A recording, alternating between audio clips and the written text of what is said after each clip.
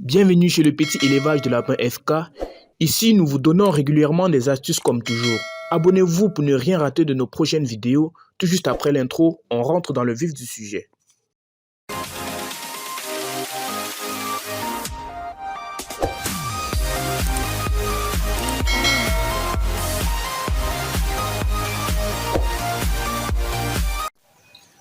Salut fidèles abonnés, bienvenue dans cette nouvelle vidéo. Franck Donel Tatan Fax, c'est mon nom, promoteur de cette chaîne YouTube, le petit élevage de lapin FK. Alors aujourd'hui, on se retrouve pour une nouvelle vidéo dans laquelle je vais vous parler des types d'élevage que nous retrouvons dans le monde entier et plus particulièrement en Afrique.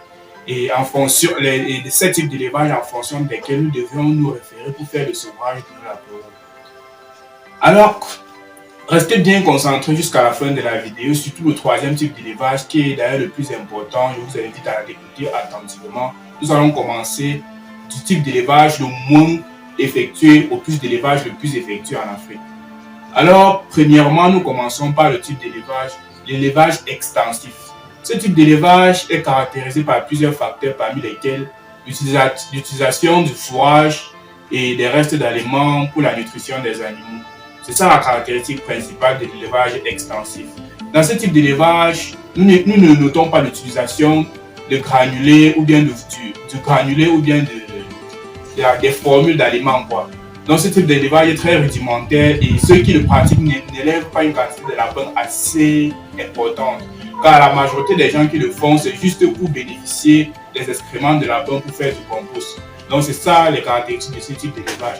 Et moi, personnellement, en tant que professionnel du domaine, je ne vous conseille pas de faire ce type d'élevage.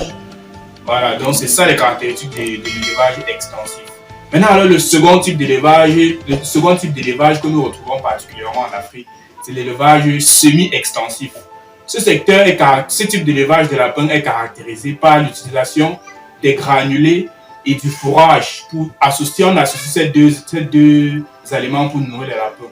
Pourquoi cette association? Cette association est due au fait que ceux qui font ce type d'élevage n'ont pas assez d'aliments de provende. La provende n'est pas assez, la quantité de provende n'est pas assez beaucoup, assez nombreuse. Raison pour laquelle ils utilisent également encore du fourrage ou alors des herbes pour combler ce défaut. Donc c'est ça. Et j'ai remarqué. Avec toute l'expérience que j'ai aussi avec les fermes que j'ai déjà parcouru, j'ai remarqué que c'est ce type d'élevage qui est le plus pratiqué, l'élevage semi-extensif. Mais bon, c'est quand même assez déjà bon puisque l'on note là des rendements assez proportionnels, assez élevés. Des mises bas variant souvent entre 8 et 12 de la grosse, c'est assez bon quand même. C'est déjà assez quelque chose. Alors maintenant, le troisième et le dernier type d'élevage qui est d'ailleurs le plus important, qui est d'ailleurs celui que j'effectue, j'ai fait moi-même depuis quelques mois et que je trouve ça très rentable. C'est l'élevage de lapin. Vous voyez, voici là un lapin. Il n'a que 7 mois, mais vous voyez son gabarit. Il s'agit d'un mâle. Ça, c'est un produit issu de l'élevage intensif. Donc, l'élevage intensif, je vous donne ses caractéristiques.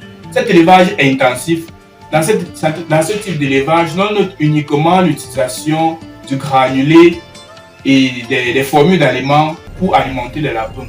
Pas l'emploi de produits de cuisine, pas l'emploi d'herbes. Bon, si l'on utilise l'herbe, c'est à une très faible quantité, très faible, presque insignifiante, environ une fois par mois.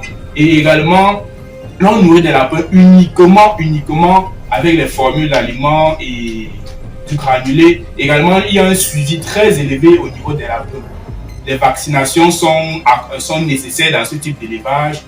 Ça nécessite une plus grande prise en charge, beaucoup d'injections de fonds, également des retombées considérables et une rentabilité assez accrue.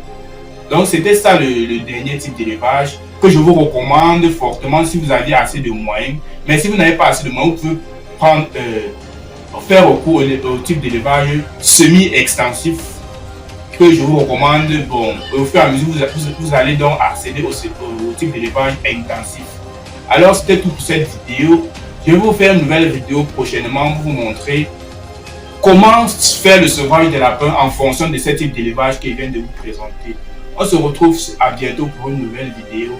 Ciao et bye bye. On se retrouvera à bientôt pour une nouvelle vidéo.